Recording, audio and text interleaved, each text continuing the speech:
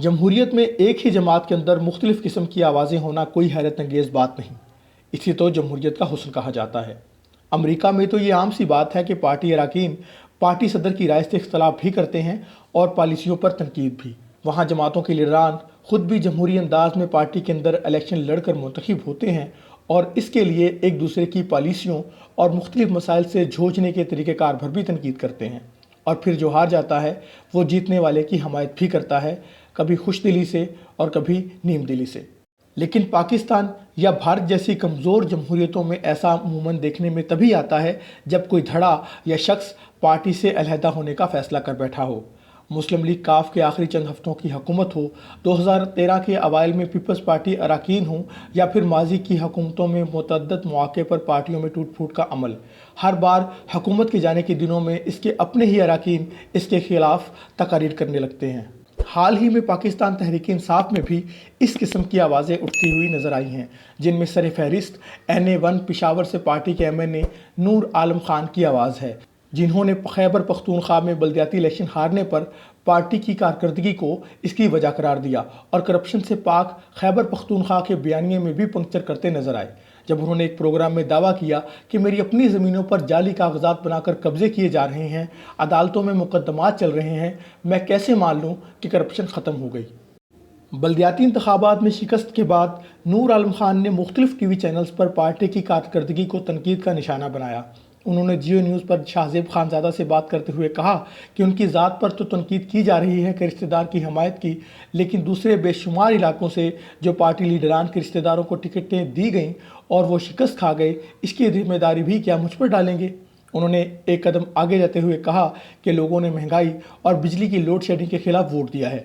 میں یہاں MNA ہوں، میری زمینیں جعلی کاغذات پر ٹرانسفر ہوتی ہیں، اسی خیبر پختونخوا میں، اسی پشاور میں۔ کہاں ہے وہ گڈ گورننس جس کے دعوے کیے جاتے ہیں؟ عمران خان کے ارد گرد جو لوگ ہیں وہ انہیں سب اچھا کی رپورٹ دیتے ہیں۔ سب سے پہلے انہیں اپنے ارد گرد جو کرپٹ لوگ ہیں انہیں ہٹانا چاہیے۔ انہیں دیکھنا چاہیے کہ یہ بندہ جب میرے ساتھ آیا تھا تب اس کے پاس کتنے پیسے تھے اور اب اس نے کتنی جائیداد بنا لی ہے۔ لیکن اگر آپ آنکھیں بند کریں گے اور سوچیں گے کہ کوئی بات نہیں، ایسا ہی چلتا رہے، تو ایسا نہیں چلتا۔ کوئی بھی پارٹی عوام کے ساتھ دھوکہ کرے گی تو ایک نہیں دو صحیح، لیکن بالآخر اسے اٹھا کر عوام باہر پھینک دیں گے۔ انہوں نے کہا کہ کرپشن کہاں نہیں ہے، ہر جگہ کرپشن ہے۔ میں ثبوت کے ساتھ بات کرتا ہوں، میری پارٹی ہے لیکن میں عوامی نمائندہ ہوں۔ لوگ گاڑی سے لینڈ کروزر اور لینڈ کروزر سے جہاز پر کیسے پہنچے ہیں؟ TI کے ورکرز نے ان کو ووٹ دیا، لیکن جو سوئنگ ووٹ ہوتا ہے وہ آپ کارکردگی نہ دکھائیں تو دوسری طرف چلا جاتا ہے۔ وہ اب بھی چلا گیا۔ اگلے مرحلے میں آٹا گھی سستا کریں گے، بجلی مہنگی نہیں کریں گے، گیس ہوگی تو ووٹ ملے گا، لیکن آٹے کی لائنوں میں لگنا پڑے گا تو لوگ ہمیں یہی کہتے ہیں کہ جی ووٹ دے دیں، مگر ہمارا آٹا گیس بجلی تو پورا کرے نا۔ مزدور آدمی روز جا کر مزدوری کرے گا یا آٹے کی لائنوں میں لگے گا؟ شاہزیب خانزادہ نے کہا کہ لوگوں نے تحریک انصاف کو 2 مرتبہ تو ووٹ دیا ہے نا، اب کیا ہو گیا ہے؟ اس پر بھی نور عالم خان کا کہنا تھا کہ آپ ایک دفعہ لوگوں کو بیوقوف بنا سکتے ہیں، 2 مرتبہ بنا سکتے ہیں، تیسری مرتبہ آپ کو مسترد کر دیں گے لوگ، آپ کو ڈیلیور کرنا پڑے گا۔ دوسری جانب میجر ریٹائرڈ طاہر صادق خان پنجاب کے ان سیاستدانوں میں سے ہیں جنہیں آپ مرغے باد نما کہہ سکتے ہیں، کیونکہ ان کی چال کو دیکھ کر بندہ سمجھ سکتا ہے کہ اسٹیبلشمنٹ کس طرف جا رہی ہے۔ جنرل مشرف دور میں یہ اٹک کے ضلع ناظم رہے، اتنے تگڑے تھے کہ 2008 میں انہوں نے اپنے حلقے سے چوہدری پرویز الہی کو لڑوایا اور جتوایا۔ 2013 میں اسٹیبلشمنٹ نیوٹرل تھی تو یہ آزاد لڑے، اور 2018 میں ظاہر ہے کہ یہ پاکستان تحریک انصاف کی ٹکٹ پر لڑ کر الیکشن جیتے۔ میجر طاہر صادق نے 23 دسمبر کو سما پر ندیم ملک کو انٹرویو دیتے ہوئے کہا کہ عمران خان کے وزراء اور مشیران سرٹیفائیڈ نااہل ہیں۔ خان صاحب بڑے اچھے آدمی ہیں، وہ حقیقتاً چاہتے ہیں کہ ملک میں بہتری آئے، لیکن جو ٹیم ہے وہ سرٹیفائیڈ نااہل ہے، بڑے پائے کے نااہل ہیں۔ جب آپ اس ٹیم کے ساتھ جائیں گے تو کیا ڈیلیور کریں گے؟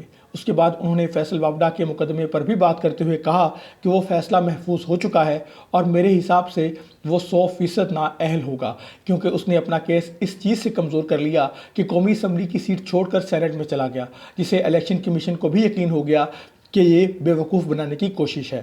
پاکستان تحریک انصاف کے رہنما اور پنجاب کے صوبائی عہدیدار خواجہ عامر رضا نے اپنے ایک بیان میں حکومت کی پالیسیوں کو کڑی تنقید کا نشانہ بنایا ہے اور حکومتی جماعت کو خیبر پختونخوا کے بلدیاتی انتخابات میں کارکردگی کو مایوس کن قرار دیا ہے۔ اپنے بیان میں عامر رضا کا کہنا تھا کہ پارٹی کی خیبر پختونخوا میں کارکردگی اسے جگانے کے لیے کافی ہونی چاہیے۔ یہ شکست سیاسی شعور، حکمت عملی اور عوامی رابطے میں کمی کا منہ بولتا ثبوت ہے۔ پارٹی رہنما نے وزیراعظم عمران خان کو بھی پیغام بھیجا ہے، جس میں انہوں نے کہا ہے کہ آپ تک اصل حقائق نہیں پہنچائے جا رہے اور آپ کے یہ مشیر اور معاونین خصوصی کسی کام کے نہیں۔ اب وقت آ گیا ہے کہ ان نکمے اور نااہل لوگوں سے جان چھڑائیں جن کو آپ نے ارد گرد اکٹھا کر رکھا ہے۔ آدمی شدید مشکل میں ہے اور اب ڈیلیور کرنے کا وقت آ چکا ہے۔ یاد رہے کہ تحریک انصاف کو خیبر پختونخوا کے بلدیاتی انتخابات میں جمعیت علماء اسلام فضل الرحمان سے بڑی شکست ملی ہے، جس نے نہ صرف پشاور میں حکومتی جماعت کو شکست دی بلکہ 4 میں سے 3 میئر بھی بنانے میں کامیاب ہو گئی، جبکہ 1 میئر کی سیٹ عوامی نیشنل پارٹی کے حصے میں آئی۔ انتخابات میں حکومت کے اہم لیڈران بشمول مردان، کوہاٹ، سوابی اور پشاور سے اپنے گھر کی نشستیں بھی نہ جیت سکے۔